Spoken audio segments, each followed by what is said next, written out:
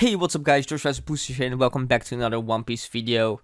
Today I have another local finals OP09 format between, on the left here, Rob Lucci, piloted by myself.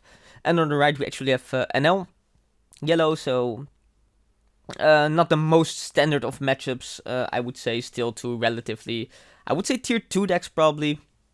I feel like in the current form probably the only tier 1 decks are like Doflamingo and Black Yellow Luffy, and then probably in the tier 2 space, there is Lucci, Teach maybe even, Luffy, Enel, decks like that. I think this matchup is relatively interesting, especially from the Lucci side of things, to be honest. I really think in the, in the end, NL is usually not that interesting to play. There's not that much depth to playing it. But I definitely think from the Lucci side, it's pretty interesting. You might have noticed that I've sped up the video a little bit because this is a long game. It goes to time. But I think this speed is quite nice to watch. If you disagree, please let me know, and I might change it up for the future. So we actually see Spannam come down on the first Lucci turn, and then the blocker Shirahoshi come down on the first NL turn.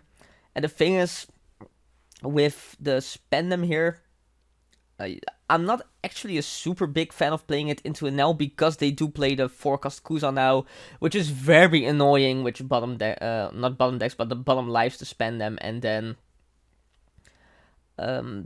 you have to discard a card from your hand, and NL is usually on the starving strategy. So yeah, just a lot of synergy there. And here we see Rebecca actually pick up the Jack, and I really think Jack's one of the key cards in this matchup. Like, if you can establish Jack and they can't out it, then you can just play the long game, which you're going to be seeing how to do that in a minute. And we saw on the last NL turn here, saw the Nami give banish to the leader, so still, the starving strat. Why did I play the Spandams here though? I think probably my hand was a little bit mid, and I was like, okay, I probably have to set up. We actually see NL not play the starve game here, so he does give me a lot of cards, and I know a lot of players, they think that you have to try to starve Lucci with NL to win the game. We see the double Moria mill here, which is a little bit unfortunate. We know there is the Jack, and the Jack's gonna pop the Shirahoshi here, and the reason is because pretty much the only out NL has to the Jack is gonna be the Raigo, and I much prefer NL to have as much life as possible when they use that card. And this also just gets rid of the blocker, right? But as I was saying, a lot of NL players, they think they have to starve Lucci to win, but I honestly think that strategy is actually not viable when you're playing as a good Lucci player, because the longer the game goes, the more unwinnable it becomes for you. Because when you do the Spandine Lucci play with Rebecca, you're going to be able to bottom deck 6 cards. And with these 6 cards, you're going to be able to basically decide what you're going to be drawing in the late game. And against Starve NL, you're always going to get to that point in the game. And basically, you're going to be able to infinitely draw Tempest Kick into Moria, and there's just no deck that can compete with it, not even NL. So you have an interesting tech here, which is the 7 cost Big Mom. I make him gain the life. Again, this is because of the Raigo thing that I just talked about. And I'm also on 2 life, so I don't really want to get into the danger range for no reason. I want the game to go on as long as possible, so I can, just put NL in the Moria blender, as I call it. So we see Khalifa come down here, probably to dig for the Moria, actually. Picked up Soap Sheep and another Spandam, I think. Discarding the Soap Sheep and the Spandam. And giving a -2 to the Big Mom, then for 5... Oh, for 4, another Khalifa comes down, so even more cycle. And the Khalifas, they are quite nice on the field when they do start pushing into life a little bit, because with the small swings, you can occasionally basically force NL to discard cards from the hand, which eventually you want to be doing. And then draw some more cards with the Jack. Apparently I have to think a little bit here what I want to discard. Discarding a Nightmare Luffy. This card's actually sometimes good in the matchup. Kind of depends. If they're playing reverse Enel, I know most Enel lists, they're not playing it right now because black's just not that popular. But if there ever comes a time when that card becomes more popular in the format again, Nightmare Luffy is actually very, very nice. So Enel swinging 5 here.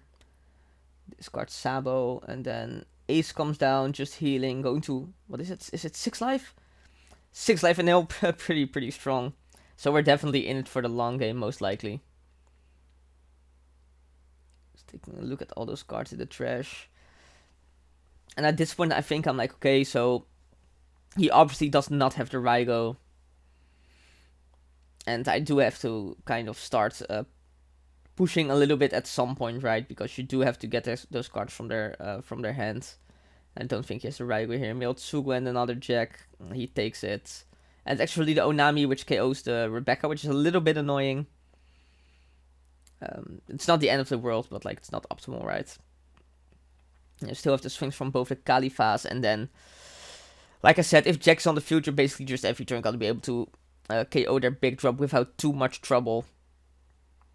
But there's like, in Lucci there's a lot of ways to get rid of a single body, right? So just the Ice Age gonna come down here, reduce the Ace to 4 cost. Then we see Rebecca come down, pick up a Sabo. And, oh, play the Helmeppo from hand, alright. That makes sense. And then we still have 6 Don open, I think. So the Jack's gonna KO the Ace here. And then the Sabo is gonna come down. Discarding Rebecca, that's interesting. It's a few days ago that I played this game, so I don't really exactly remember how it all went down. Actually, discarding the Ice Age here, which is very interesting, but I think, if I remember correctly, my hand was like 3 Ice Age at that point. And I also like to have some counter value. Another Ace comes down, and now basically we're just gonna see a repeat of the last turn, right? The Sabo being there is pretty nice, because it means that there is no point for him to swing with his 5k leader. And honestly, like I said, I really think even from this point on, the game was already pretty much unwinnable for Enel. Like, I'm not even really sure what should happen in the Enel case for him to win the game. You're gonna be seeing he's gonna go up to like an enormous hand, like 13 cards. It doesn't even really matter. Swing with the Sabo there. Another Onami to KO the Rebecca. Here, I think it might have been worth it to KO the Sabo, actually. Maybe. Lucci swing, Mill Tempest Kick Brook. Give -1 to the Ace. There is no trigger. The Jack's actually gonna swing in here. Right, and the reason for this is, so I do have the other Ice Age, and I do want to do the Moria Rebecca Spend 9 play to start stacking the bottom of the deck. That's actually the primary reason. Like, this is not the most efficient way to do it, but I already have like basically all the pieces in the trash for to start stacking the bottom of the deck.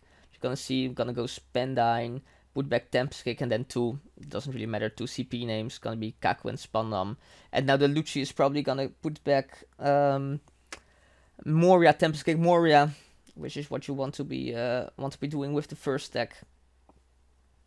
Like, if you are expected to go into a long game against a deck like against Enel, but in the mirror matches definitely also comes up, this is the thing you want to be doing, because it's just gonna guarantee that you are going to be winning the game when you go to the late game, especially like in a mirror match. If they don't do this, then, and you both have like relatively power wise the same hands, it's gonna be looking very good for you. And then Katakuri is gonna bottom deck the Moria, which is like ideal. That's what you want to be doing this matchup as well. Because once the Lucci deck has no more Morias, like in the rotation, basically, like in the trash hand deck, wherever it may be, then you can start safely setting up SNL with your big drops, and eventually just if you have 5 big drops, just try to push for game. So, let's see, Lucci gonna be swinging in here. Character Lucci, that is. And I was gonna take no trigger. Very nice. We love to see it. There's still 10 Don left on Lucci's side. Actually, just gonna go swing 5 Mill 2.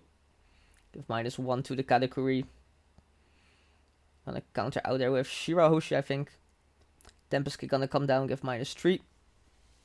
So the Katakuri is now a 5 cost. Brew comes down, gives -1, making 4 cost, I should say. Make it -1, make it 3 cost, which means that the Jack can now get rid of it. Discarding another Nightmare Luffy. So yeah. And now basically this is the point that you can start safely chipping away at life with Lucci into Enel. Basically they're just gonna be dropping like a big drop pretty much every turn. And then you can just slowly start chipping away at their hand, basically. Yamato comes down, KOs my Lucci. Now, it would be nice if there is like another Moria, but I don't really remember. I think we're very, very close to drawing like the cards we stacked. Like I'm counting the deck to see where the Tempest Kick Moria are.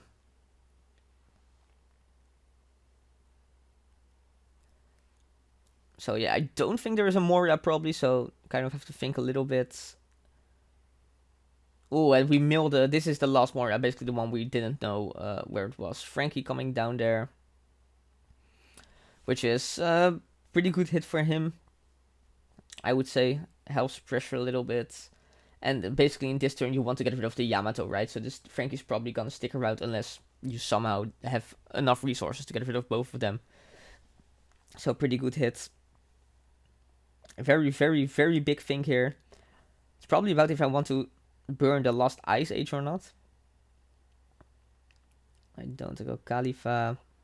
Oh, right, because this also sets up, I think, for to get closer to the Tempest Kick Moria that I stacked earlier. Discard double Lucci. So now the Yamato's at 6. Maybe a Rebecca is gonna come down or something. So yeah, I would assume Rebecca into Spendine Kaku, which is a little bit odd because it's kind of messes with your stack, because you can only stack back CP cards, which are not necessarily super good to draw later. But I suppose it is ideal in this case. So I stack double CP name, Tempest Kick, and then the Kaku is gonna -3 and put back. I'm not sure, honestly. Right, Lucci, who's who. Right, because it's sort of good to draw Lucci. Because it means that you're going to be able to stack your deck again. Well, of course, it does need to be comboed with some reduction.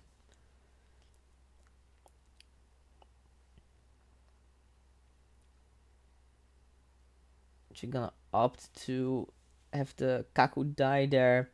It's probably because the Moria is going to come down next turn, so the field needs to be cleaned up a little bit anyway.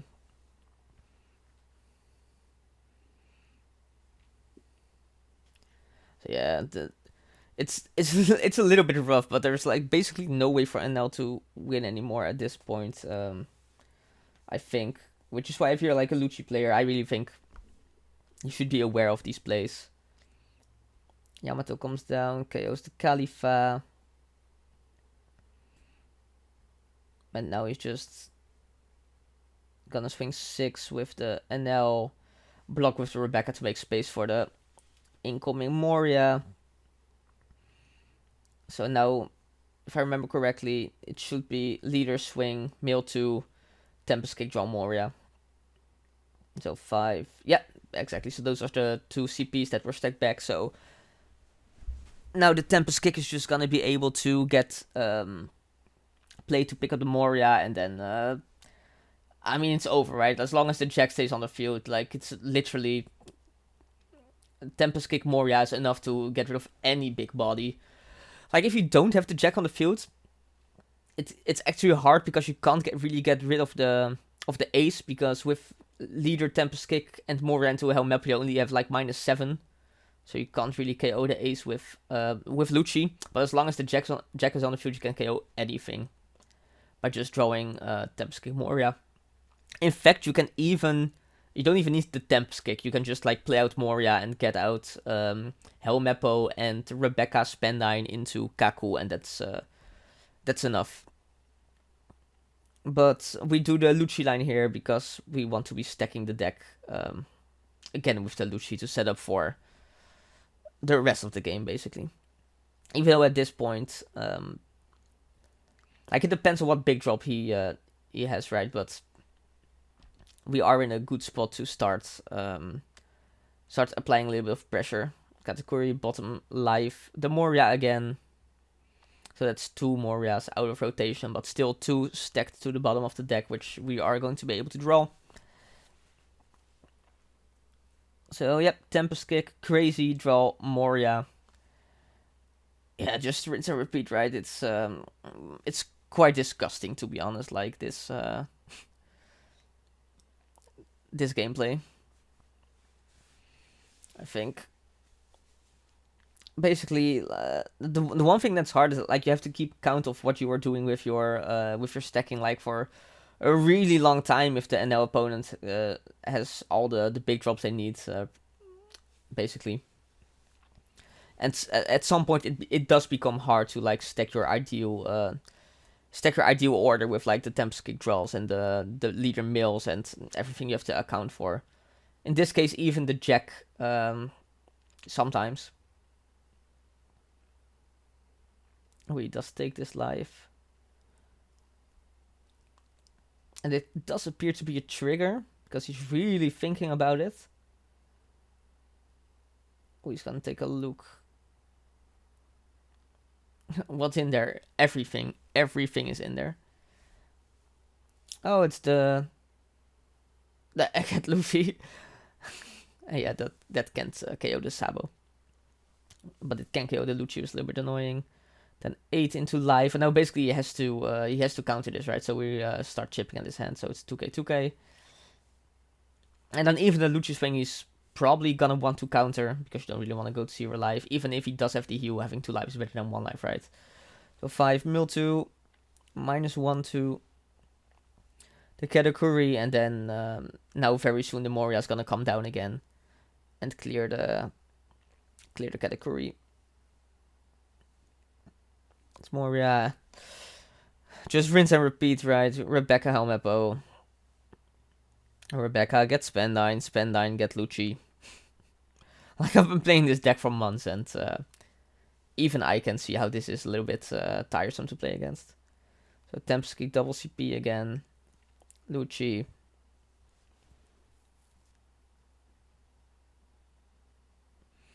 Thinking about what we want to draw here, so I actually put the Jack now instead of because we probably already did the Moria, right?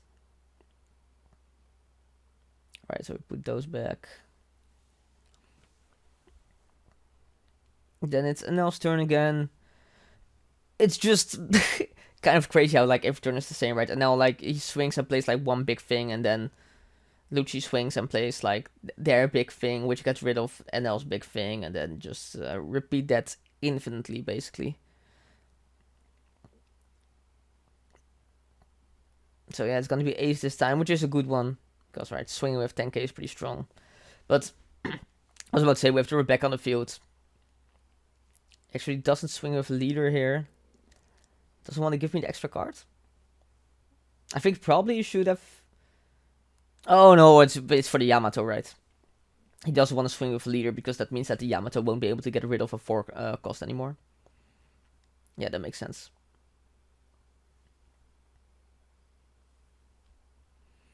So Lucci is gonna swing mill 2. Now this is gonna pick up Moria, I think. The Tempest Kick. If I remembered correctly. Or is it Tempest Kick, pick up Tempest Kick, and then that Tempest Kick is gonna draw Moria? I don't really remember. We'll see what it gets. I also think that past me from last Wednesday is trying to remember how I stacked the deck here, which is why I'm taking quite a long time. Oh, also I'm just gonna. Oh, right, this is this turn, so yeah, gonna swing. Okay, that's funny. Gonna swing 90 into the ace. That's funny. It's a funny play. Which is good, right? Because I think he has like 8 cards in hand, but I kind of want him to actually, like, if the ace sticks around here, it's not that bad. But getting like 4 cards out of his hand would be huge. 4 or 5 cards. Should be 5 cards, I think. Huge, huge, huge, huge. And then don't push, right? Because I want to keep the Sabo standing, and there is no use in swinging with 2 characters. Actually, might have been good to swing with the Lucci and the Jack, because of course there's no way for him to know at that time want to keep the Sabo standing. So that might have been a thing. Anyway, live now is triple Moria. Love to see it. So there's only one more Moria in play right now, but I was gonna say that's enough, but it actually isn't, because you want to play out the Moria and then stack the Moria as well, which now becomes impossible. Now you have to do it with like the actual Rebecca, which I did put back with the Lucci. But yeah, he has to run out of big drops at some point, right?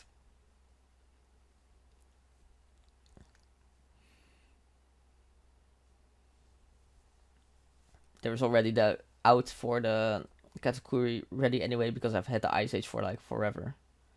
Lucci's gonna swing, mill 2. -1 to the Katakuri. And now this Tempest Kick's gonna pick up Moria, if I remember correctly. So he counters this one.